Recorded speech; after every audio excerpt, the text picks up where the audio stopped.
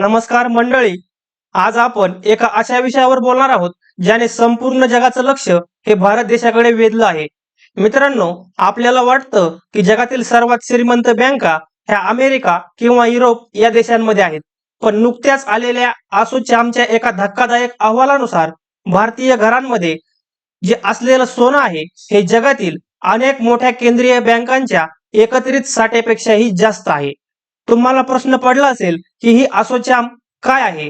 तर मित्रांनो, असोचॅम ही एक गैर सरकारी व्यापारी संघटना आणि एक समर्थक गट आहे जी भारतातील व्यापार आणि वाणिज्य यांच्या हिताचे प्रतिनिधित्व करते। या संघटनेचे उद्दिष्ट देशांतर्गत आणि आंतरराष्ट्रीय व्यापाराला प्रोत्साहन देणे, व्यापार अडथळे कमी करणे आणि त्याच वेळी भारताच्या व्यापार आणि उद्योगांच्या वाढीसाठी अनुकूल वातावरण तयार करणे हे आहे।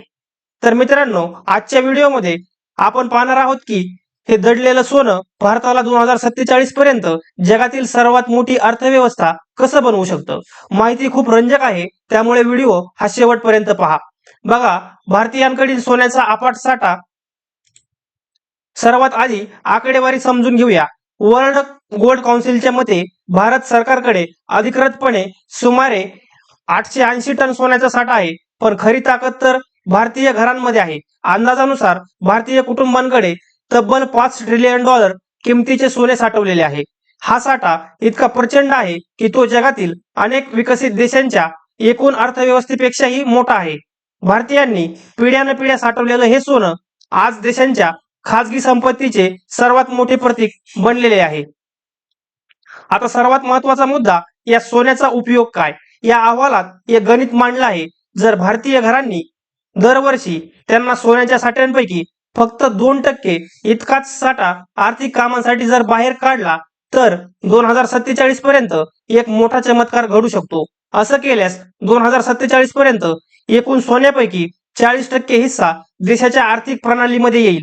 यामुळे भारताच्या जीडीपी मध्ये अंदाजे $7.5 ट्रिलियन ची भर पडेल। आज आपली अर्थव्यवस्था $34 ट्रिलियन वर जाण्याचे स्वप्न पाहत आहे, ती या सोन्याच्या जोरावर 2047 पर्यंत 41.5 ट्रिलियन वर पोहोचू शकते।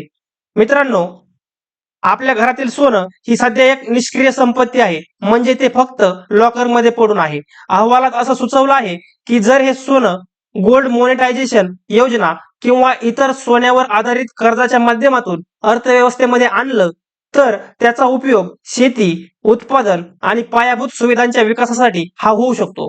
सध्या गोल्ड लोनचा वापर वाढत असला तरी पण भारताची खरी क्षमता अजून पूर्णपणे वापरली गेलेली नाही।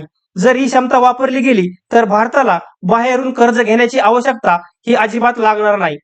तर मित्रांनो, 880 टन सरकारी साठा आणि $5 ट्रिलियन चे घरगुती सोने ही भारताची खरी ताकद आहे।